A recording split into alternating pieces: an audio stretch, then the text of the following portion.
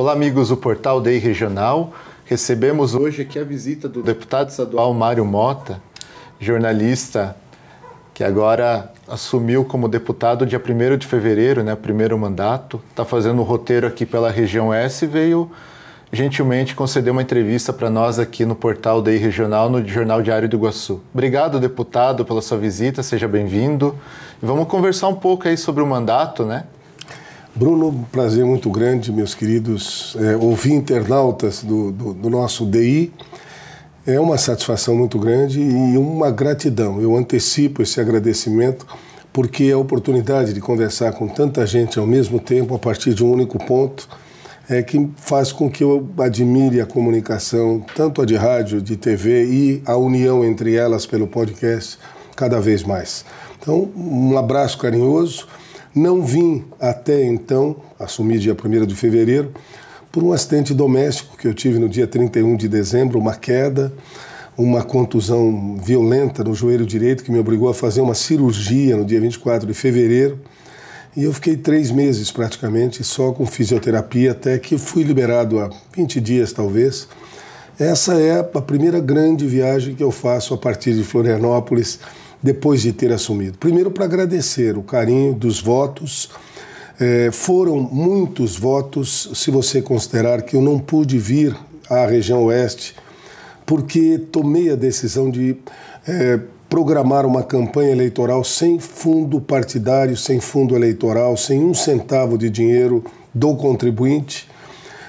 Nem mesmo a parte gráfica eu recebi do meu partido. Recebi do PSD, que é o partido no qual eu me filiei, um pouquinho antes de começar a campanha, muito respeito pela ideia que eu coloquei em prática. E que deu certo, mercê de um carinho muito grande. Ao longo desses 36, mais 8 anos antes na TV Planalto, que certamente contribuíram muito para que as pessoas que me conheceram nesse período tomassem a decisão, eu espero que tenha sido uma boa decisão, de votar, de sair de casa para votar o meu nome. E eu tenho quase certeza que as 56.363 pessoas de 274 municípios de Santa Catarina, inclusive grande parte aqui do Oeste, que votaram no meu nome, saíram de casa para isso. Porque eu não tinha um cabo eleitoral sequer, eu não distribuí santinhos, eu trabalhei muito com a internet e essa resposta que me foi dada me gratificou sobremaneira. Eu poderia talvez ter feito muito mais votos, mas me preocupou mais serem votos de pessoas que saíram de casa determinadas a votarem num determinado nome, e agradeço a todas elas aqui na região também. Deputado, a gente já conversava aqui, né? O senhor 36 anos na RBS, NSC, já tinha também a TV Planalto, como o senhor citou. Então, mais de 40 anos de jornalismo, de apresentação, de repórter. Mas aquela pergunta que a gente sempre faz, né? O que te levou, né, ao senhor com 71 anos agora? O que te fez, assim, se aposentar do jornalismo, posso dizer assim, se aposentar, para ser candidato, né? O que te levou a sair a colocar o seu nome? A gente sabe de todos os desafios que tem a política, né? Todas essas questões que envolvem, né, que às vezes as pessoas não veem um político com bons olhos pelas coisas nacionais que geralmente acontecem, mas assim, o que levou Mário Mota, jornalista, apresentador, né, uma pessoa famosa, bem querida na todo o estado, colocar o nome para ser candidato e consequentemente ser eleito deputado e estar agora como deputado estadual? Bruno, logo que eu comecei a campanha, eu fui fazer uma palestra na região sul, Criciúma, e a companheira comentarista, analista política, Maga Estopassoli, me perguntou: Mário, o que deu esse encantamento pela política? E eu respondi na mesma hora, assim, de chofre, eu disse: pois justamente pelo desencantamento com a política. Eu entendi que se eu pudesse compromissadamente me comprometer efetivamente em colaborar, primeiro para tirar um pouco desse ranço que a gente tem, dessa chamada demonização da política partidária, que é motivada, sem dúvida nenhuma, pela presença de algumas pessoas, alguém pode estar dizendo algumas não, Mário, muitas, mas eu digo uma única pessoa que venha com suas atitudes comprometer por corrupção, por malversação do dinheiro público, por aproveitamento específico do cargo, não como se fosse um servidor público, mas uma autoridade ou algo assim, ele acaba esparramando pela ideia das pessoas de que a política é ruim, quando na verdade é uma pessoa fazendo um mau uso da política. A política por si, e eu sempre considerei isso, ainda na condição de jornalista, eu não me aposentei, quero apenas fazer um adendo, eu estou afastado, espero que temporariamente, ou seja, não sei por quanto tempo estarei político, na política partidária, vai depender de uma resposta das pessoas que votaram em mim ou não, porque eu deixei de ser deputado estadual assim que me elegi e passei a ser deputado estadualizado, porque eu tenho responsabilidade de avaliar e votar em todos os projetos que forem a plenário, portanto, os projetos da região oeste terão meu voto ou não, e eu tenho que ter a responsabilidade de conhecer o estado inteiro, pelo menos sempre pensei assim, um deputado estadual é deputado de quem votou nele até acabar de ser eleito, depois é responsável pelo bem-estar de todos os catarinenses. Então, a minha ideia era justamente oferecer uma experiência de vida de muitos anos, mais de 50 ligado à comunicação, buscando trazer para a política partidária os princípios e valores que eu propugnei na frente de uma câmera, de um microfone, de um teclado que posteriormente levaria por impresso a minha opinião, a minha vida. Eu sempre procurei a isenção no jornalismo. Apartidarismo não existe. Todos nós tomamos partidos em qualquer circunstância. O que nos cabe e o que sempre nos cobram, e você provavelmente seja muito cobrado ainda, porque está na área dos jornalistas, é a isenção. É você deixar de lado a sua preferência e informar com a maior isenção possível, oferecendo a todos os lados de uma notícia a oportunidade para dar a sua versão. E passei para a política, que é justamente o contrário. O que se espera de um político é, imediatamente, um posicionamento. Mesmo assim, eu tenho tentado ponderar sempre, porque muitas vezes você simplesmente coloca a sua posição sobre um determinado fato sem um aprofundamento que posteriormente te fará recuar e dizer, olha, desculpem, eu pensava isso, mas não é bem isso. Então eu tenho preferido manter ainda uma posição relativamente ponderada antes de tomar determinadas posições pelas quais eu sou cobrado agora como político. Mas foi por isso que eu busquei oferecer o meu nome e espero, de algum modo, digamos, pelo comprometimento que tive, eu não fiz nenhuma promessa, eu fiz uma proposta que era levar para a política os mesmos princípios e valores que eu propugnei durante toda a minha vida até então.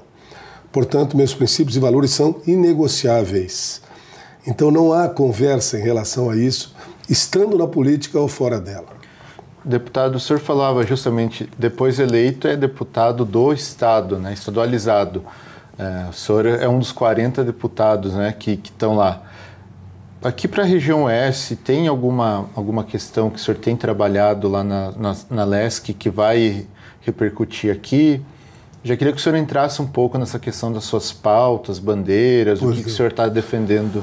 Bom, Bruno, o fato de eu não ter usado nenhum dinheiro do pagador de impostos, a Margaret Thatcher é que diz que não existe dinheiro público, né? Ela dizia, o que existe é dinheiro do pagador de impostos, então é com ele que nós temos que trabalhar. Mas o fato de eu não ter utilizado dinheiro público ou pagador de imposto na campanha me permitiu montar um gabinete essencialmente técnico.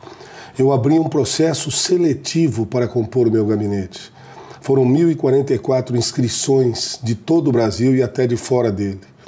E eu consegui compor, nós conseguimos compor um gabinete que tem 80% de bacharéis em direito, há um engenheiro ambiental comandando a área do Fiscalize, há economistas, há gente pós-graduada, há uma menina que veio de Cabo Verde, que se naturalizou brasileira para poder trabalhar conosco.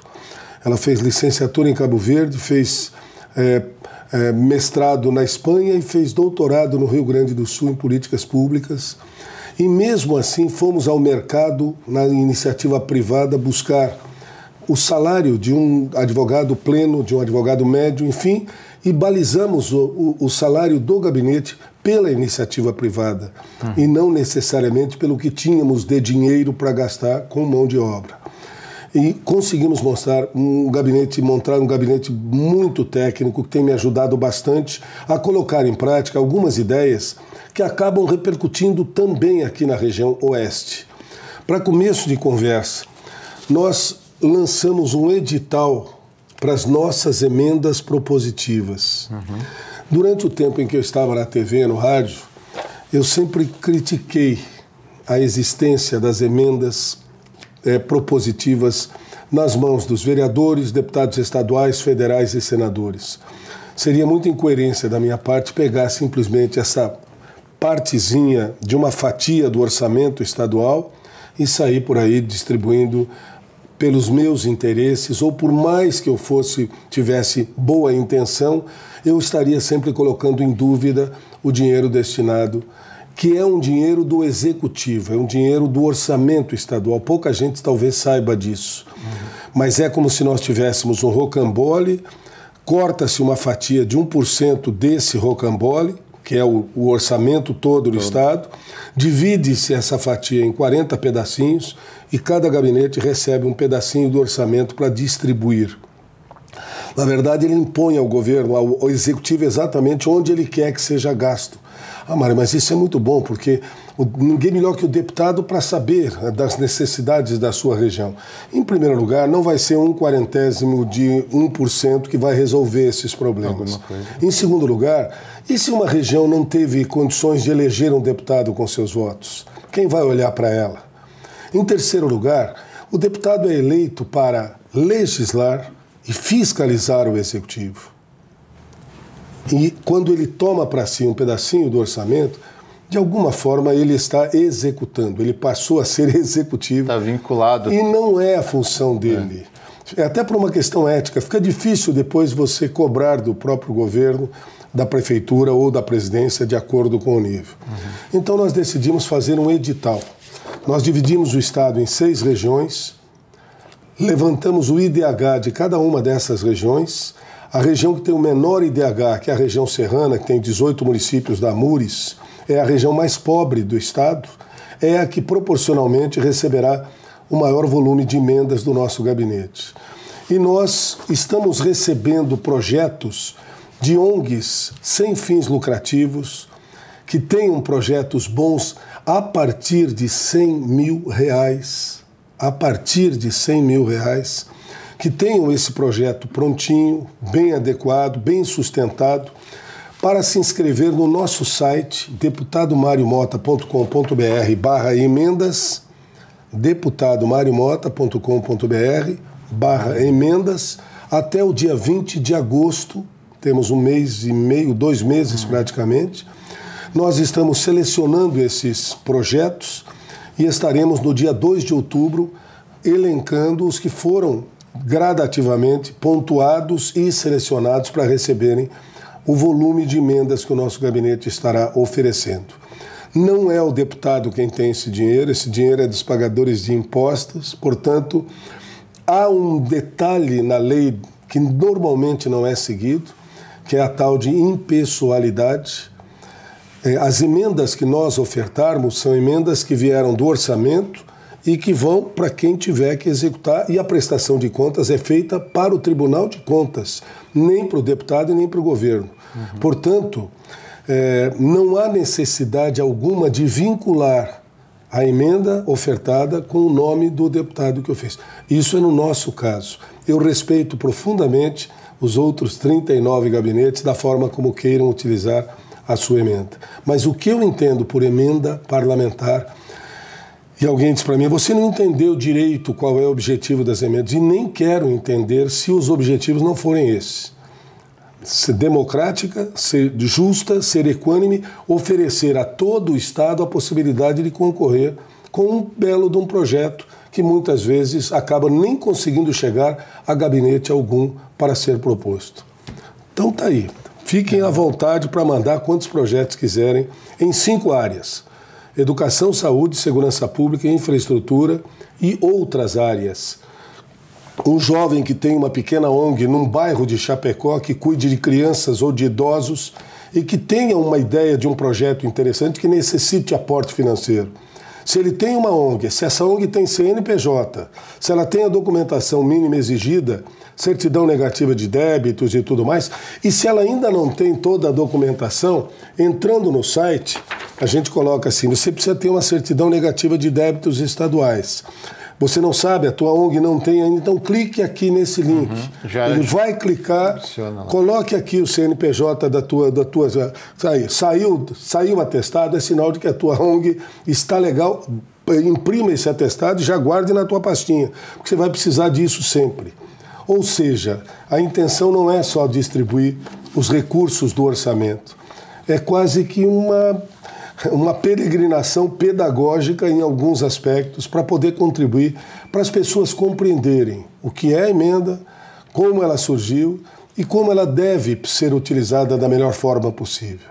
Certo. Deputado, para a gente finalizar a conversa, esse roteiro aí, que o senhor, como o senhor citou no início da entrevista, é o primeiro que o senhor está fazendo assim mais distante. Fiz alguns pelo litoral, principalmente o Vale do Itajaí, Planalto Serrano, mas aqui, Chapecó, a gente sabe, você tem que sair de lá mesmo para vir aqui.